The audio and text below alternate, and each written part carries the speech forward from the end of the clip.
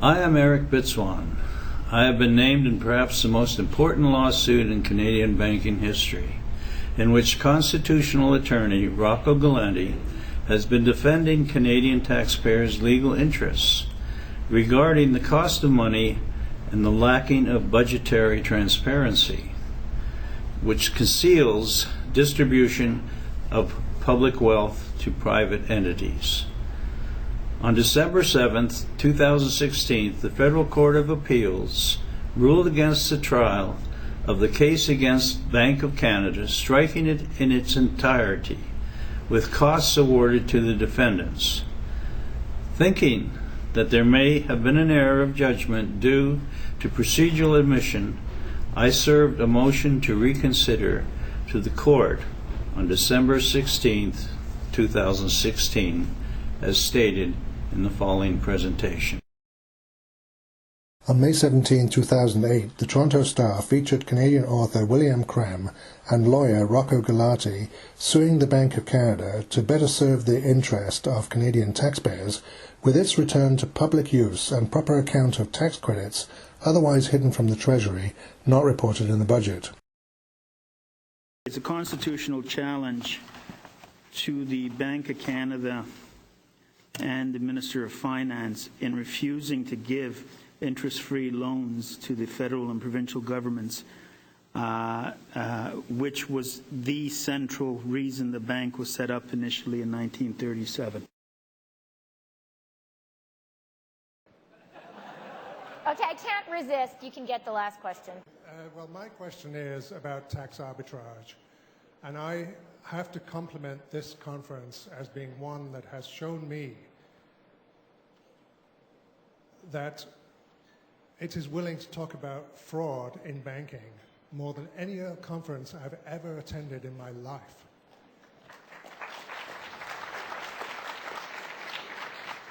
And I know for a fact that one of our speakers who was on this morning, Lord Adair Turner, was in the Guardian paper in England for talking about banks as having a policy of tax arbitrage, which damages the economy in so much incredible ways that the general public has absolutely no idea.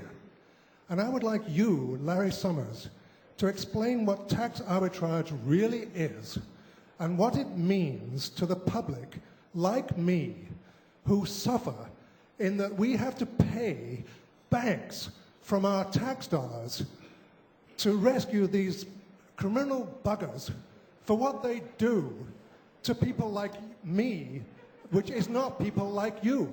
So would you please explain it? Criminal bankers. The American journalist Mike Kinsley put forth the doctrine that the real scandal isn't usually the illegal things people do, it's the things that are fully legal. And that is certainly true with respect to tax sheltering and overseas tax sheltering and tax sheltering by financial institutions. Tax arbitrage comes in forms that are mind-numbingly complex, but its essence is that you borrow money and you deduct the interest on your borrowing, and you put the money somewhere where you earn interest and you don't pay tax on the interest you earn. And if you do those two things at the same rate and you can subtract, you recognize you make a profit that's equal to the tax rate times the interest rate on each dollar of your money. And there's no question that there's a lot of that goes on. There's no question that but for successful rent seeking in individual countries, there would be substantially less of it.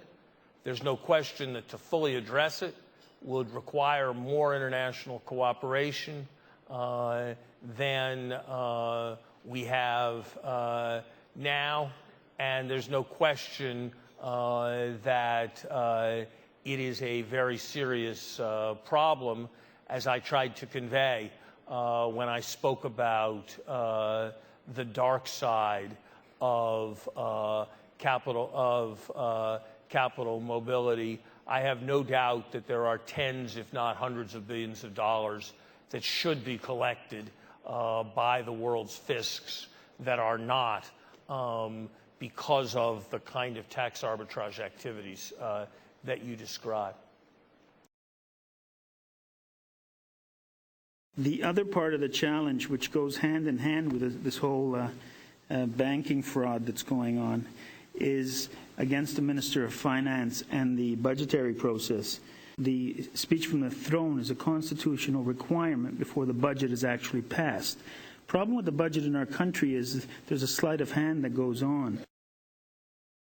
On the May 7, 2015 CBC exchange, lawyer Rocco Galati said he hopes the Bank of Canada case will result in a court order that members of Parliament will be bound by its legislation. No one is underestimating Galati in his latest fight over the Bank of Canada's business. His cases can seem improbable. In this case, what is your hope? What changes post the ruling that you're hoping for? My hope is that the court declare that the government is bound by the legislation and cannot simply hand over that decision-making to foreign private bankers.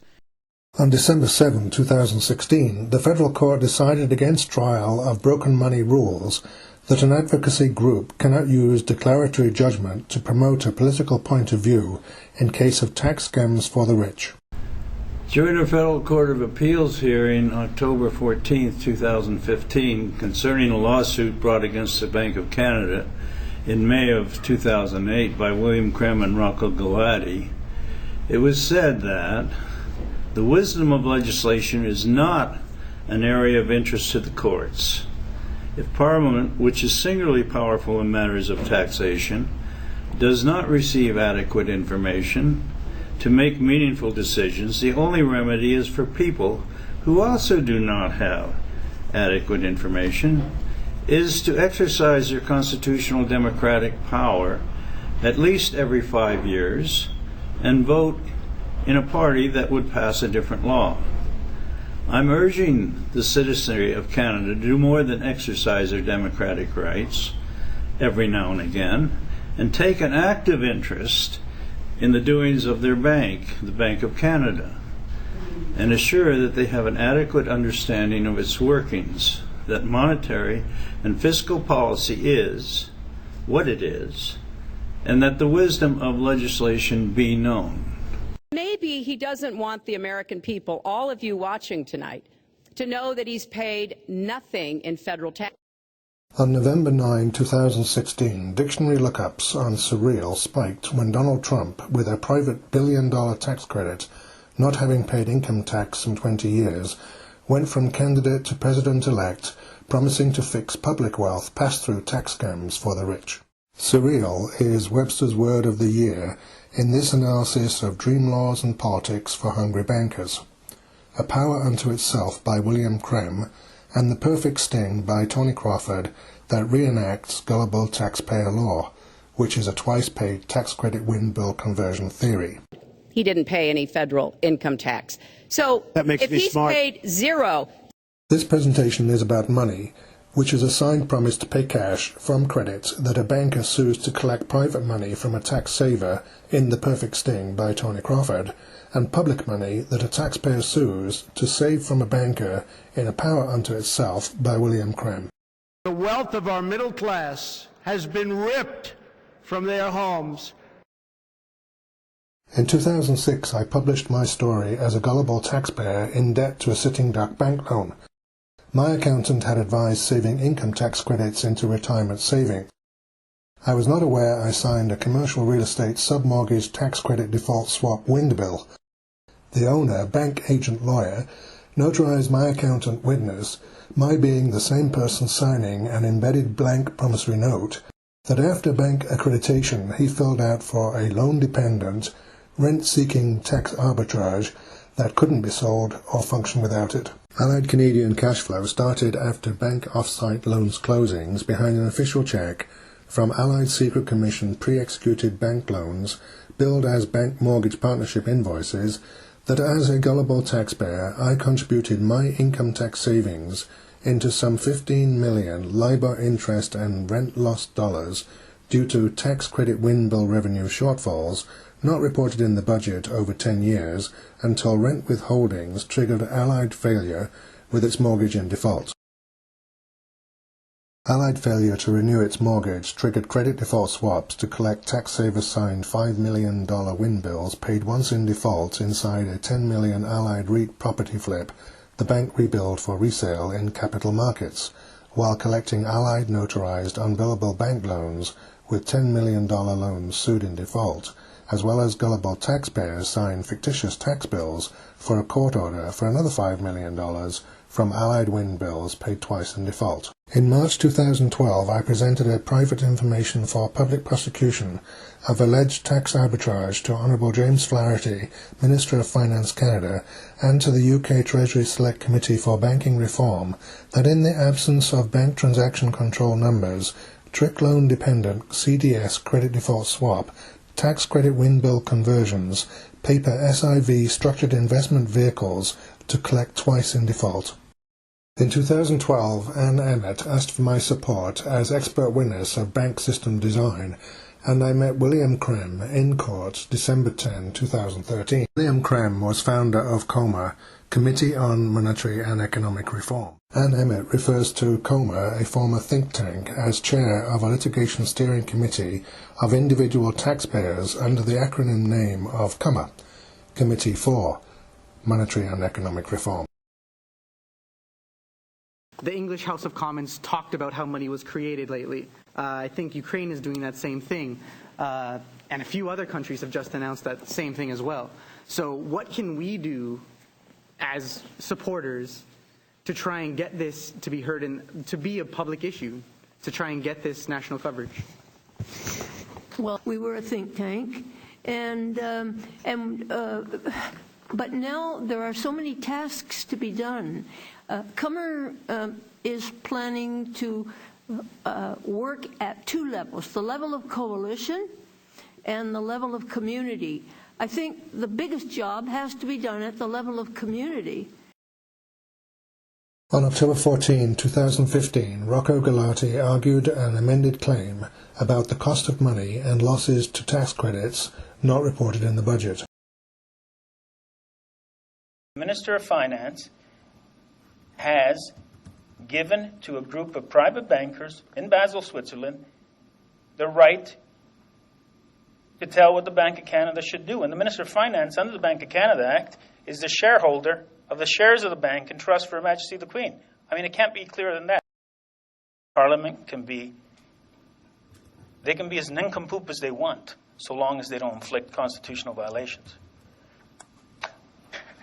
Very reassuring. Thank you. I know, but that's the law. However, that's not the case before you.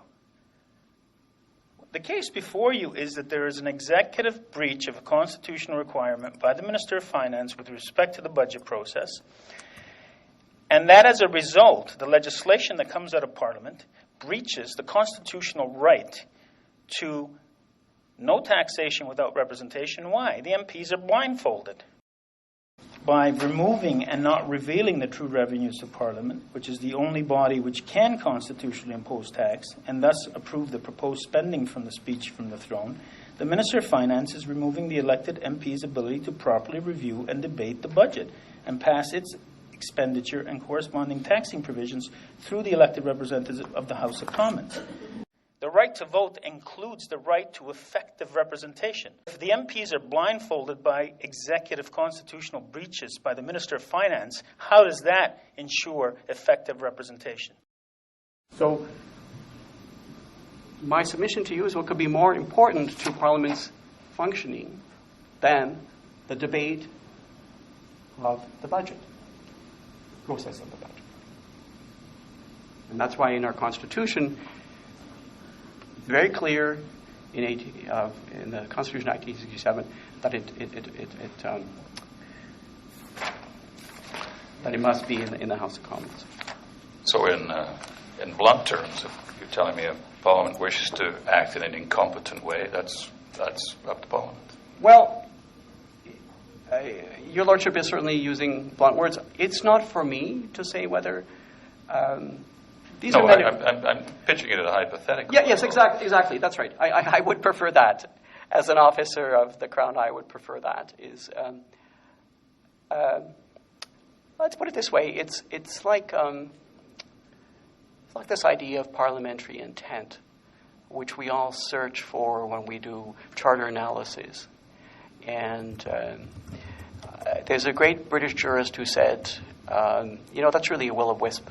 They all have various intents, those individual members who are representing their ridings. And they may have different intents at various steps, at various, first reading when it comes back from committee. So I guess what I'm trying to say is that it may not have seemed so to those members. But the way our Constitution works is they make the laws. Once the laws are on the books, our judiciary scrutinizes them for conformity with the Constitution. But wisdom is not something that... Wisdom of legislation is not in the bailiwick of courts, as I understand it. So if a bill comes before Parliament and the information is defective, there's not enough information there to make a meaningful decision, the remedy is what you're telling me is... Well, I guess the remedy is this, is that we have elections every... at least 5 years, the Constitution mandates. So the remedy would be is that people would vote in a party that would pass a different law. So you're saying if Parliament wishes to pass legislation without having the full wherewithal, the full knowledge of what that legislation is all about, that's okay? That's up to Parliament, because my next point is that Parliament is supreme in its deliberations. Federal Court Decisions, February 8, 2016. This is a motion by the defendants under Rule 221 to strike the plaintiff's amended statement of claim, March 26, 2015. The plaintiff, Committee for Monetary and Economic Reform, COMER, is an economic think tank based in Toronto. COMER was established in 1970 and is dedicated to research and publications on the issues of monetary and economic reform in Canada. The individual plaintiffs are members of COMER who have an interest in economic policy. As set out above, I do not think that, even for the declaratory relief sought, that the plaintiffs have been able to raise their claim above a mere request for an advisory opinion. Without having any real legal interest at stake, the plaintiffs remain a think tank, seeking to have the court endorse their political and academic viewpoints.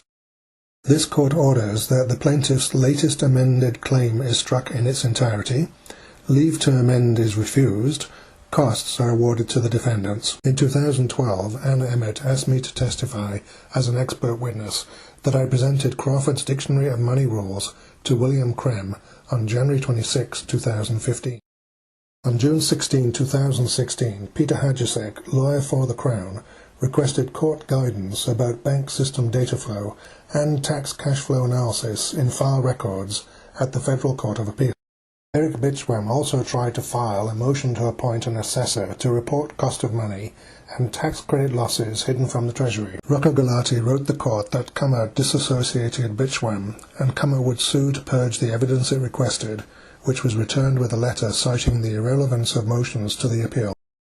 Ann Emmett, chair of COMER, Committee for Monetary and Economic Reform, still appears on side William Krem for his day in court. Show whether the law works or not. We have to show the difference between what is legal and what is just, when what is legal is not synonymous with what is just. And when the law doesn't work, then we have to politically change the law.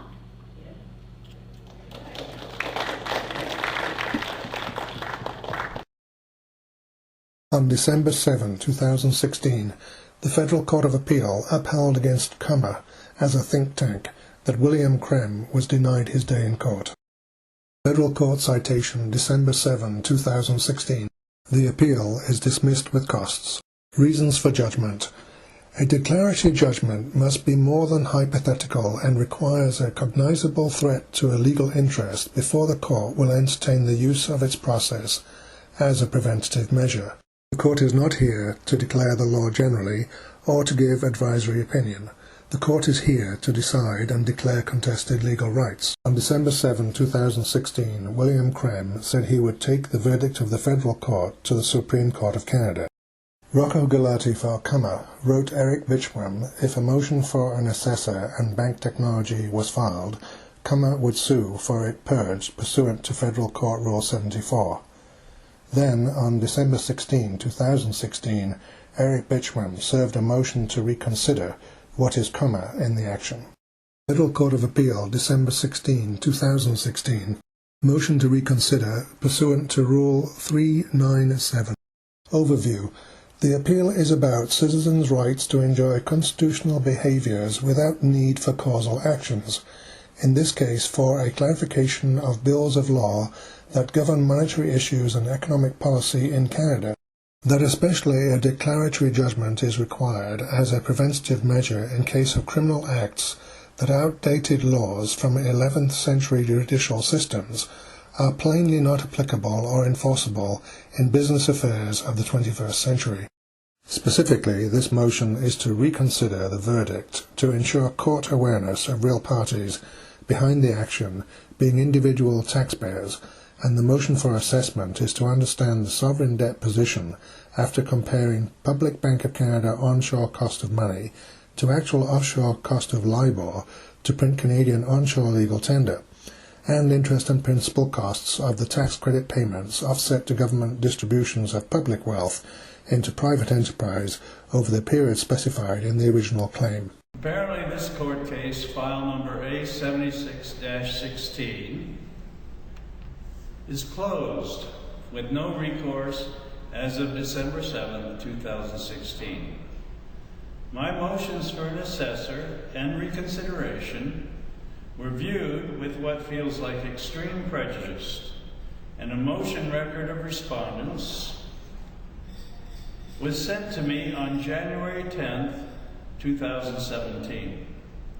My first reaction to this brief were of having received a thinly veiled, unspecified threat, clearly describing my positioning as being irrelevant and vexatious, and of me being, as it were, an off-the-street outsider.